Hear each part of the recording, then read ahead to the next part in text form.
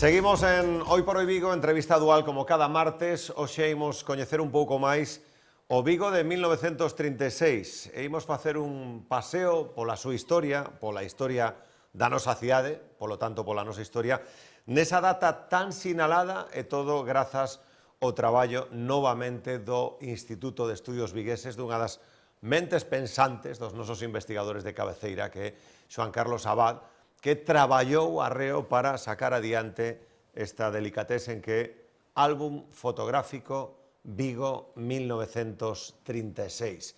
Efectivamente, hai moitas fotos, pero hai tamén un traballo arreo primeiro para identificalas, encuadralas e datalas e despois contextualizalas, que isto é un traballo tamén moi interesante. Hola, Xoán Carlos, que tal? Moi boa tarde. Hola, moi boa tarde. En primeiro lugar, vaya traballo que fixeches para sacar adiante isto, non? Porque... Sí, foi desos traballos que enganchan. Cando nos chegou un álbum de fotos impresionante, pois realmente foi collelo e un ano seguido sin case deixalo, porque realmente víamos que tiene un potencial impresionante. Pero primeiro, a ver, como esa casualidade, por chamarlo de algunha forma, para que esa xoia chegar ás mans dun dos nosos investigadores do Instituto de Estudios Vigueses? Como sempre, un conxunto de casualidades, porque realmente, a veces, cando falamos do concepto de historia, tesouros, hai moitísimos tesouros, o que ocorre que aínda non chegan a nós, non os conocemos.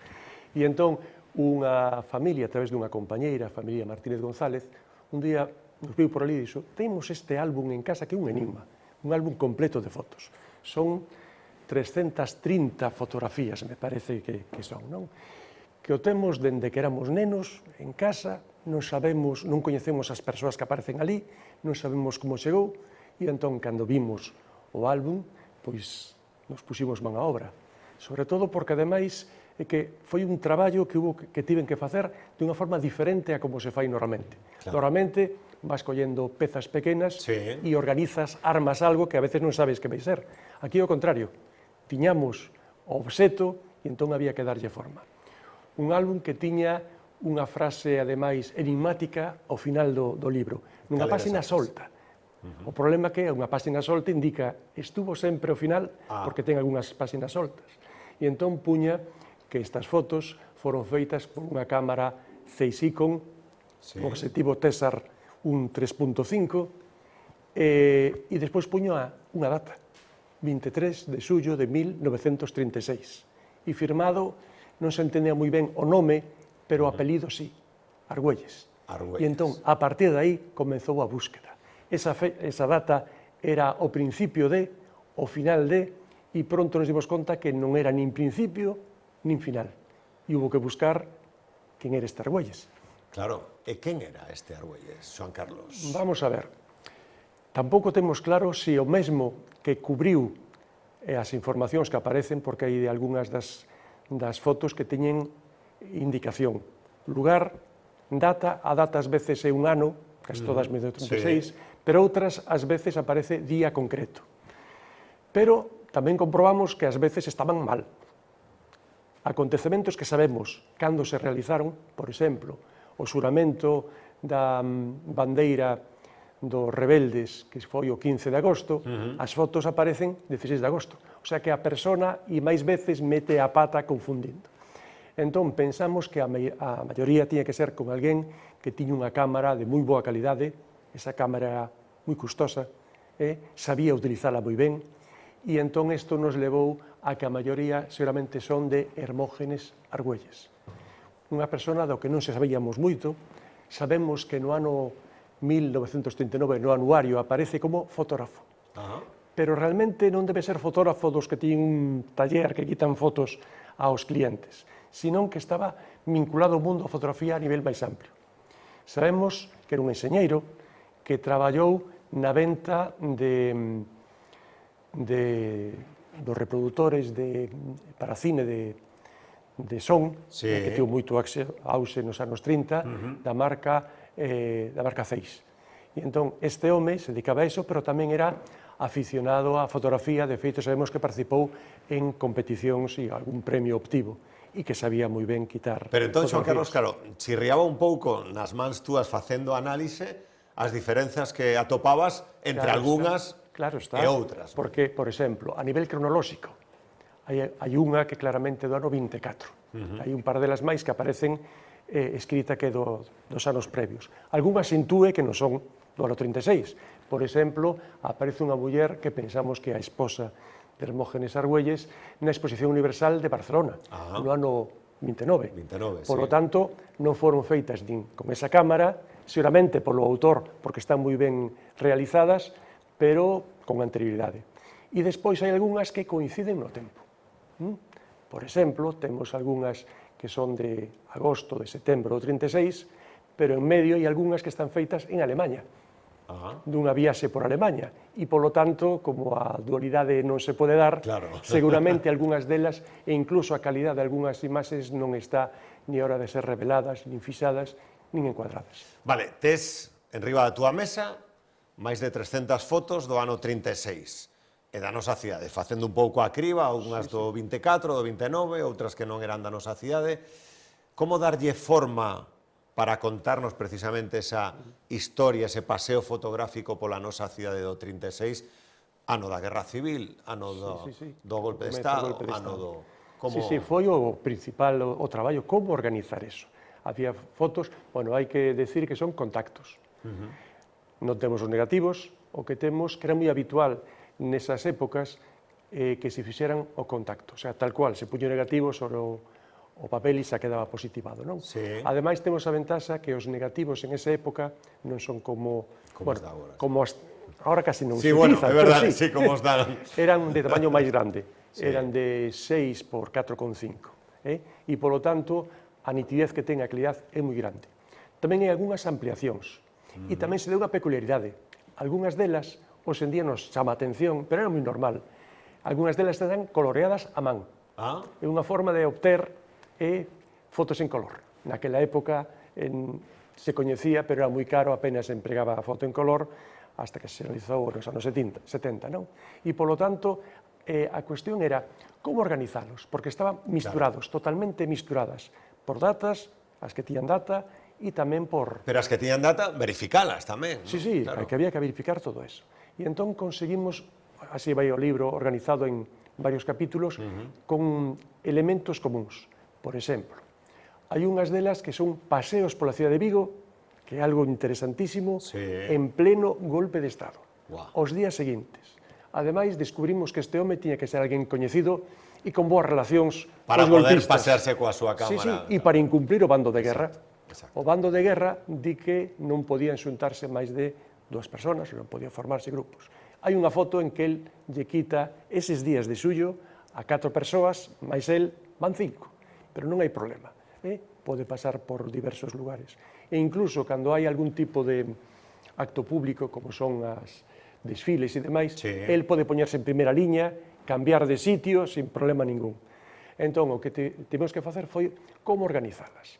Entón, por exemplo, esos primeros paseos que nos levan por a zona da Alameda, pola zona do Náutico, podemos ver, por exemplo, lle gusta moito, ten moito interese polo que é o mundo do Berbés.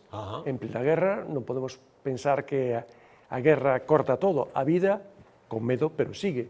E entón podemos ver a descarga de peixe, como se traballa no propio peirao, se limpa ali o peixe, moitas veces se empeza a preparación, como se levan para a antigua lonxa do peixe, por exemplo. Outro dos momentos que narra ali é unha viaxe que fai a Coruña. E ademais esta viaxe a Coruña coincide con a organización dos actos de exaltación de Franco como caudillo e xefe dos exércitos. E, polo tanto, que de novo volve a poñer unha data errada, mete 3 días despois de cando sabemos que acontece. Hai unha, dentro así do máis chamativo, do máis interesante, hai unha viaxe que fai ao frente de guerra. Sabemos que, ademais de proveedor de homes, de material de guerra, Galiza, Vigo en concreto, foi un proveedor de alimentos e de roupa para os soldados. Sabía, o que decía que iba a ser un paseo militar, se vai a encallar moi pronto e fai falta alimentalos. E entón, sobre todo, organizado pola Falanxe e polos empresarios, se envían expedicións. Claro, porque hai que leválas a fronte. Claro, e unha delas vai o noso fotógrafo. Non aparece Bueno, realmente aparece unha das veces, e o explicarei agora. Hai un cameo. Un cameo errado, aí teve un despiste. Vale. Non hai que esquecer que nese momento non existían fotómetros. Sí. Había que medir a luz a ollo e ver por onde estaba o sol para evitar grandes contrastes. Bueno, pois entón, aínda que estaba todo moi revolto, conseguimos facer toda a súa viaxe. Dende que sae por Ourense, de feito aparece unha das primeiras fotos xogando a guerra. Aparece xunto a un coche no Ponte de Vivei facendo como que están disparando o inimigo. E despois ven os restos do que son os enfrontamentos, destruccións e demais, e vai documentando hasta que chega ao frente do Guadarrama. De feito, chega a primeira liña e ali se ve, nos indica onde está o inimigo e refuxiándose porque din que están disparando de cando en vez. Entón fai todo o recorrido, despois se vai por Valladolid e tamén, por curiosidade, supomos, porque non está na ruta, se vai ao frente que hai entre León e Asturias. E aí está moi cerca do frente. O sea que foi unha viaxe interesante. E vos decía que está porque unha das fotos que saca coa primeira compañía de milicias de Vigo que está no frente, que son os que van a entregar os alimentos, pois quita mal a foto e aparece a sombra del, polo tanto aparece Hermógenes de espaldas de algún xeito. Hermógenes Argüelles que aparece. Falamos dese Vigo despois do golpe de Estado, en plena guerra xa, como era o que datos, que información che deron as fotos daquel? Por exemplo, aparecen algúns dos barcos que viñeron, basicamente británicos, a recoller aqueles que tiñan a nacionalidade británica ao principio porque non sabían como iba a ser a cousa. Pero, por exemplo, hai un conxunto de fotos bastante amplio que viaxes ao estranxeiro. Ten dúas viaxes. Unha delas a Porto. Non hai que esquecer tamén que Portugal proveeu moitísimo ao bando franquista, ao bando rebelde. E entón, nunha destas marchas, non sabemos se en expedición ou pola súa conta, non sabemos exactamente, vai ao Porto, ali se nota que ele é enxeñeiro porque lle interesa moito quitar das dúas pontes de ferro de Porto, e a volta, en Pobo de Varsín, se dedica tamén a quitar fotos aos muiños de vento que hai ali, que aínda hoxe en día subsisten. Pero tal vez a máis chamativa sea outra expedición, a outra marcha, que ten bastantes aínda zonas de grises, porque non sabemos exactamente se ele estaba indo ao frente de guerra, se pudo quitar todas. Ao mellor lle encargou alguén que as fixera, ou se consugaron aí, porque están quitadas, esta viaxe vai a Alemanha. Sabemos que está en Hannover, de feito nos fixo supor que pudo chegar por Hannover, porque había unha ruta, de feito hai varias fotos de transatlánticos que fan a rota entre Sudamérica e Alemanha e pasan por Vigo e van a Hannover. Entón, hai unha foto nocturna de Hannover e nos fai supor eso. E despois, o resto das fotos basicamente están na zona de Baviera, en torno a Múnich. Tamén pode ter que ver que el traballa para a empresa cuya sede está en Baviera, a CEIS. E ali, pois, podemos ver os monumentos que en ese momento está construindo o nazismo para a exaltación do seu ideario, e en medio, pois, quita fotos dende zoolóxicos, igrexas, todo aquilo que chama a atención. O sea, que Se digo que é algo que nos pode, é unha forma, unha cápsula do tempo, nos pode levar exactamente a eso. É moi interesante tamén todo o traballo, precisamente, que o que me dicías ti antes, de contextualizar, que eso é para que a xente que vaya a ver as fotos, evidentemente, tivemos que seleccionar que eso é moi interesante tamén, un conxunto importante e que se entendan, porque cada cousa está explicada en función dos parámetros porque se fixeron.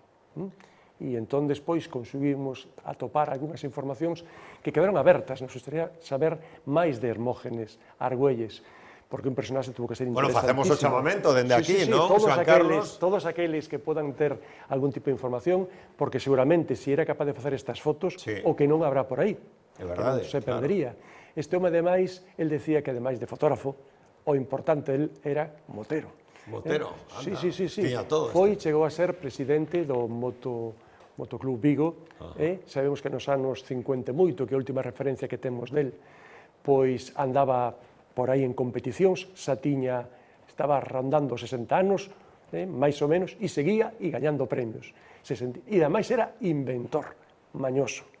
Hai unha entrevista que se lle fai que ademais de ser capaz de facer un reloxo, porque foi amigo de Evangelino Taboada e aprendeu moito con el, e tamén fixo unha miniatura dun cañón, un 88 alemán, e dixo que hasta o probaba. O sea, que é un personaxe que é unha mágoa que temos que desentrañar. Pois, se alguén ten información de Hermógenes Argüelles ou se alguén ten documentación fotográfica ou escrita como a que chegou a mans de Xoán Carlos Abad pola familia Martínez González, pois, por favor, que compartan co Instituto de Estudios Vigueses, porque poden sair libros como este que nos dan moitísima información e, sobre todo, para coñecer un pouco máis tamén naquela data, naquel ano tan importante e, sobre todo, tan significado, pois, coñecer como nos comportábamos os vigueses.